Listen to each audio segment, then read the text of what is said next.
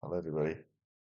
So today I'm going to talk about Imane Khelif, the boxer that was in the Olympics for Algeria. Apparently, this person was born in France.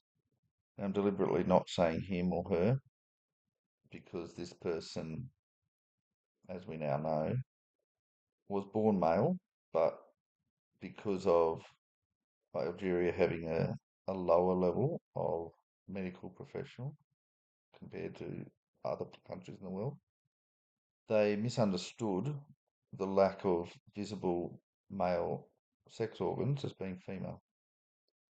So this is a situation of someone being, well, not even really intersex. So this is not a trans person. This is not a hermaphrodite.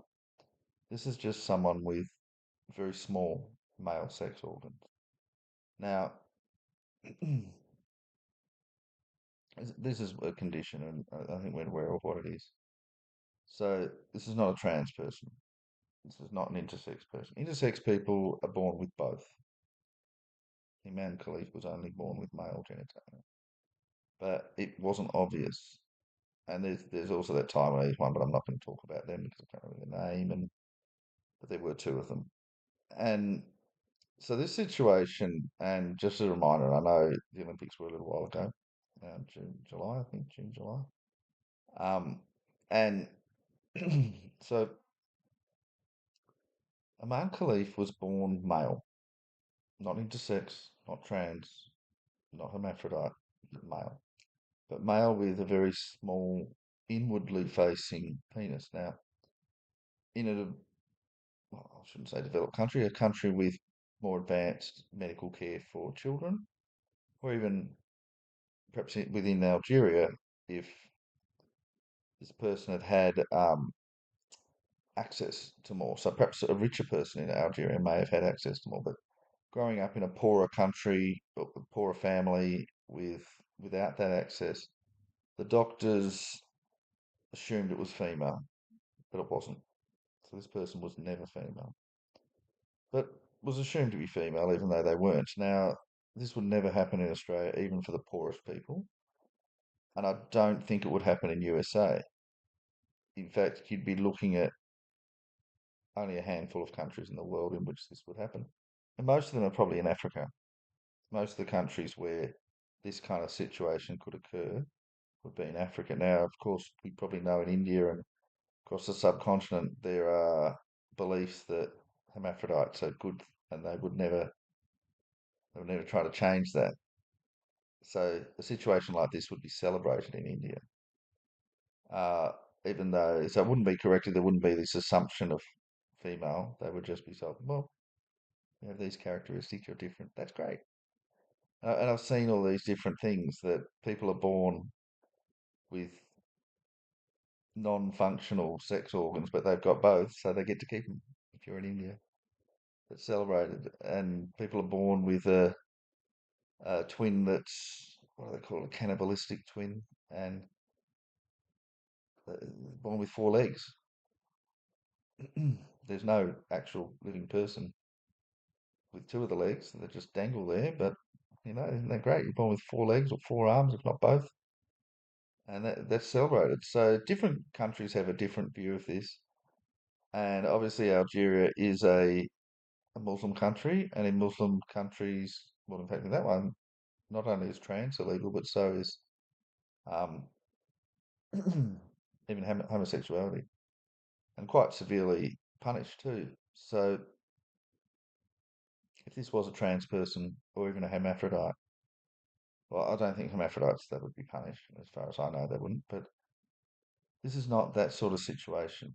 This is a situation where, due to poverty, both of the country and of the person, and lack of available suitable medical care at that age, at birth and in the early years, they were misidentified as a female when they're actually male. And I know we talk about assigned male at birth, assigned female at birth. This was that situation. Now, this is a one in a million situation. This is not normal. And in fact, even in that one in a million situation, if that happened in Australia, they would have surgery to produce that penis, and it would happen, and you'd be living your life as a man, as a boy. You'd be told, "Well, you've got a small penis, but that's okay. We can fix that," and they would fix it. You'd be getting plastic surgery if you're in Australia to correct that problem. And I know that you might think, well, that's a penis enhancement, and that's not allowed. But under those sorts of circumstances, it is. It would happen as an infant, as a child, and they would make sure that they have a normal upbringing. And they probably wouldn't even be aware that that was what was going on, and that would be corrected because it can be surgically corrected. So, and it would be. If that happened in Australia, that would be. In fact, I'm sure that there are people that happens, and they probably aren't even aware of it themselves. Parents might not even be aware. It would just be done. And a lot of this, the trans movement, is based on the false claim that this sort of thing is common. And not only that, but that doctors get it wrong. Now, that's not common, it's not normal, it's unusual, and only happens in certain sets of circumstances and not in the countries that have a trans movement. In fact, all the countries that have a trans identity don't do this, that's the sort of irony of that, because in the countries where this actually happens, where it's actually possible to happen, they don't have the trans identity, which is amusing because, in fact, you could say that Imane Khelif has a trans identity of being a female, although that's not what happened. So this is where we get this confusion because what happened was Imane Khelif would not have known, and I'm going to say he from now on, he would not have known that he was a man or a boy until puberty. So when puberty hits, which depends on the person, but 13, 14, the penis would have become visible and obvious. It might have been smaller than other people's, but there would have been no doubt that this was a boy and a man. And anyone who was aware of them would have said, "Oh, you've got a penis." So from that point on, there would have had to have been a hidden. This person has a penis, and they know that they have a penis, and they're aware that they're male, and they may not have been aware until they went through puberty, but they are aware now. And this is the evidence that we're aware of now that we're in fact aware of a year before the Olympics when the International Boxing Association became aware of it. But for political reasons, this was hidden because we were told, oh, they run by a Russian, therefore they're corrupt. And they did some other corrupt things to do with Ukrainian athletes and Russian athletes. They refused to ban Russian athletes and then they went ahead and banned the Ukrainian athletes. That has nothing to do with Imane Khelif, who's from Algeria, not with Ukraine, not Russia. And this ban was based on being male. And of course, I don't need to tell people that there are significant advantages to male compared to females in most sports. I'm not going to say all sports, but and does the amount of advantage varies from sport to sport. But in boxing, it's an enormous advantage. Um, I mean, I could probably argue that potentially some sports there might be no major advantage. I think long distance swimming, once you get long enough, there is the chance that women will actually be faster than men. And I think there was something about the fastest person to swim the English Channel was a woman. But I'm not completely up to date on all of that sort of thing. And look, there's things like chess. I'm sure women can be just as good as men. And in fact, all these sports, you'd think that women could be just as good as men, although they're not. But perhaps that's just an interest thing. I can't see any reason why in any esports or anything like chess that women couldn't be just as good as men. I don't think there's any real reason to have any male and female categories for things like that. But Imane Khalif was a man, is a man, and knew that he was a man, not just when he competed, but when he went through puberty. And I'm sure that his family knows that he's a man, and they have known for a long time. And so, what you have to ask is how that situation eventuated.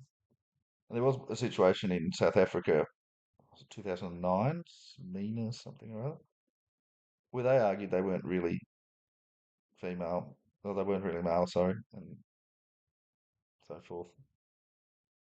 And that was a different situation. But so you you would have been in the situation where you're female, or you think you're female, and then you go through puberty and you go, "Oh, I'm not getting a period because women get the menstruation. I'm getting a penis." But, oh, oh, oh. And then they'd say, "Well, we can't say that because of the whole trans thing. They wouldn't be allowed to say that." And so they would cover that up. So the family would get them to hide it somehow, perhaps tape it, whatever they want to do, wear certain clothing that makes sure that it's not visible. And then certain people will be keeping that secret because Muslim country and all that.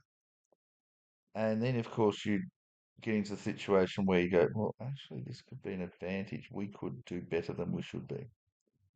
And went into sport. Now, I'm sure when he was 9 or 10, he wasn't thinking he's going to become a professional women's boxer. But I would think this led to that situation that once they realised that this is actually a man and you're going to get muscles and advantages, that they pushed that. Now, maybe he was already going to be a boxer, but this would have pushed it, and it would have just been a choice of which sport do you want to cheat at, because any sport you're going to be cheating. And I think the individual sports you'd end up with the biggest advantage, and obviously boxing is one of the ones with the biggest difference between male and female. So I think as a male boxer, Imane Khelif would be pretty average, pretty ordinary. And I certainly don't think he'd be competing in the Olympics. I don't think he'd be competing, well, perhaps at very low level. I mean, I'll just say, like, when I was a kid, I was I was pretty good at certain athletics. So not every event, but well, probably triple jump was my best one. In fact, I had some records, state records, for that, and best return for all ages as a 17-year-old in Australia for one of the years. And I got into Commonwealth Games. I wasn't very far off getting into the Olympics. But I never actually competed in nationals, so because there was some corruption there with some people taking steroids. But um, there were other events also. Now, my best for that would still be the world record for that event by over a metre. And now, had I competed, I would have finished 28th in the Commonwealth Games. I actually should have competed in that, and just once. I wouldn't have got in any other year, but just once, and I wouldn't have made it to the Olympics. Um, I didn't meet the qualifying. I met the qualifying a mark, but I didn't actually meet the other qualifying criteria. If I had made it to the Olympics, I would have probably finished last or second last, and you know there would have had to be some changes to the rules to let me go in. But maybe I mean it wasn't in time for the Sydney Olympics. Of course, when you have the home Olympics, it's easier to get in. But had I been still at that level in Sydney, I might have got to go in and finish last. But the record that I had, my personal best, is a metre more than the current world record now, 35 years later, or hang on, 32 years later, for women. I would still be the world record holder. And if you were, even now, and I'm almost 50, if I were to compete in that event now, as an almost 50-year-old, in the women's event, I might not be quite gold medal winner, but I wouldn't be far off now. And, even if you said, oh, well, okay, we're going to transition you, I have muscle memory of how to do it. And even if you remove my muscles, all that sort of thing, and I'm a fair bit overweight too, not exactly the fittest person in the world, I would still probably be, right up there. And I could, if I trained a bit, got a bit fitter, as a 50-year-old, I would probably still be a decent chance of winning the gold medal in that event. That I would have finished last in the Olympics if I got in, and I wouldn't get in as a man. Now, it's not only that. At my peaks, I would have been able to break probably 6 or 7 different events, world records for women. So, discus, shot put, probably not high jump. But I wasn't very far off that one. Probably be second or third in the world for that, at my peak. If I was in the women's category. Long jump, um, some of the running events, you know, there would have been, 800, 1500, 10K, 5K, would have been gold medal for all of them if I was in the women's category. Now, okay, you say, okay, but once you transition, you get worse. Okay, transition, I get worse. I'll be bronze medal, or I'd be in the final. And that's the advantage that men have over women. I'm not saying I was ordinary. I wasn't ordinary. I was well above average for all of them, but I wasn't best in the world level. And I mean, I wouldn't suddenly be winning in tennis. I'm terrible at tennis. Uh, any Even average women can beat me in tennis. I'm not very good at tennis, but in those things that I was fairly good at, I would have been world record, gold medalist, all sorts of things. And you know, it's an advantage. So trans people have an advantage. Now, somebody that's not even trans, like Imane Khelif, Imane Khelif is not trans. Imane Khelif is not intersex. Imane Khelif is a man.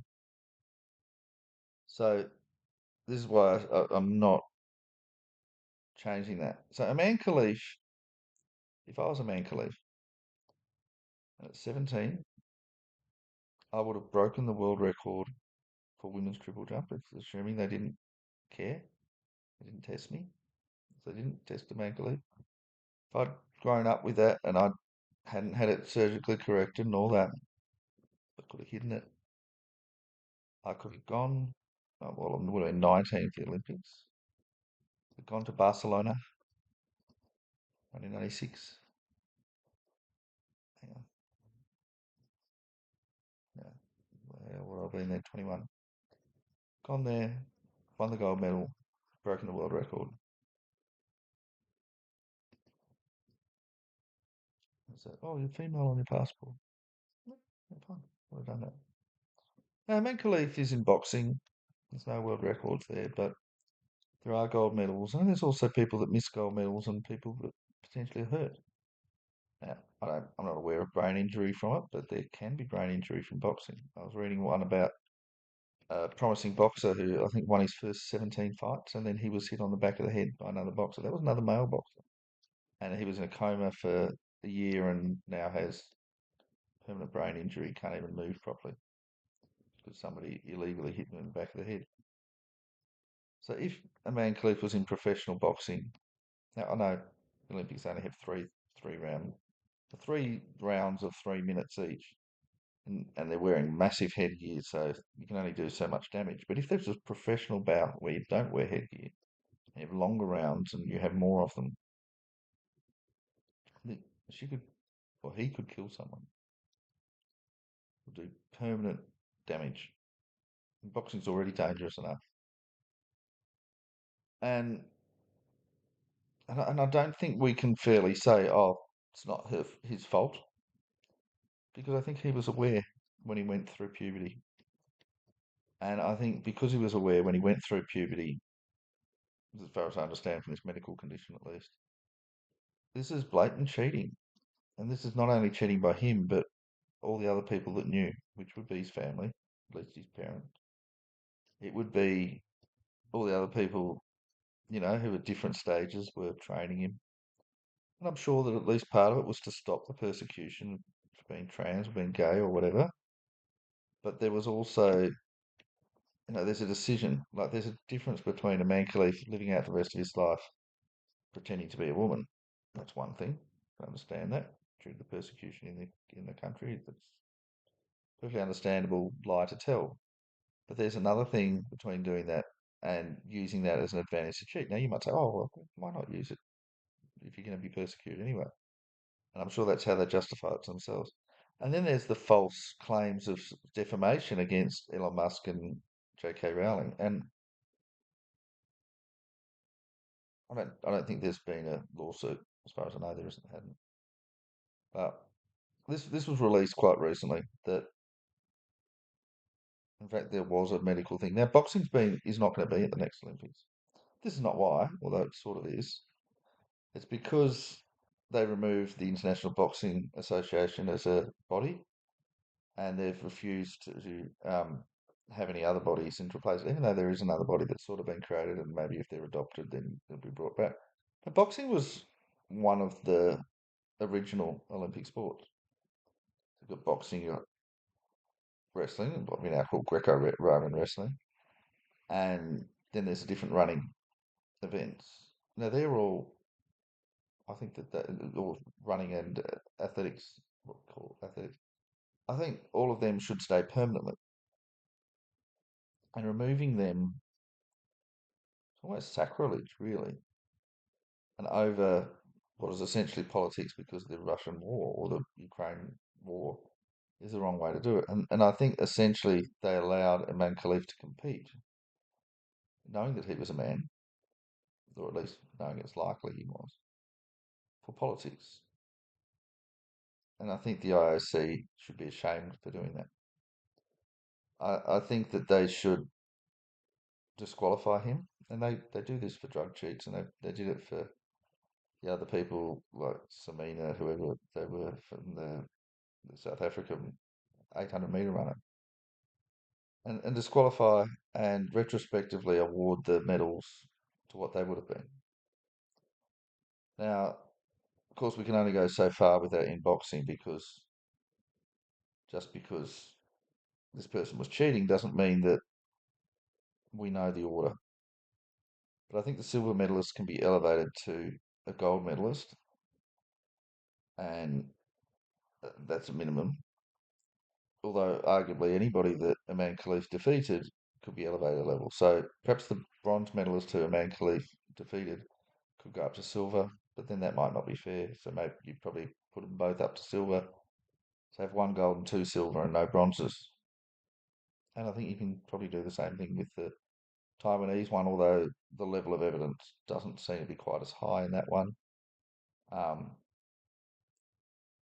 but it still seems as if that one was cheating too, but we don't have the level and the level of scrutiny.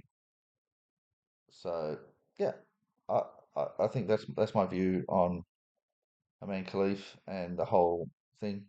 Now, do I think that trans people should be competing in women's sports? No, under no circumstances. I don't think this is debatable.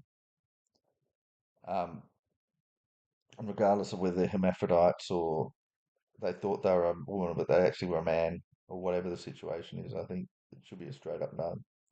Should there be an open category? Maybe, but the men's category is already an open category. If you're trans, you can compete in the men's category no matter what. Whether you're born male, born female, you've got you're a hermaphrodite, whatever the situation is. So it's not actually a men's category. It's an open category and a female category. So we call it the men's category, but it's not actually. It's actually just open because originally there was no separation of gender. Women could compete in the men's category if they wanted to, but they just could never get up to the standard. Um, so yeah, and I think it's a basic cheating. And it's the same thing. Why I stopped doing athletics was there was too much steroid abuse. That they would take the steroids a week before the championships or a couple of weeks maybe, and they'd suddenly win everything, and they would not be second or third before that. They'd just suddenly go from like 15th to winning, breaking records, and then they wouldn't go to nationals because at nationals they had to be drug tested. And it just kept happening, and it annoyed me. I had 6 years in a row I qualified for nationals and wasn't allowed to go because I had to pay my own way because the club would only take certain people and they'd always take the drug cheats who then wouldn't go.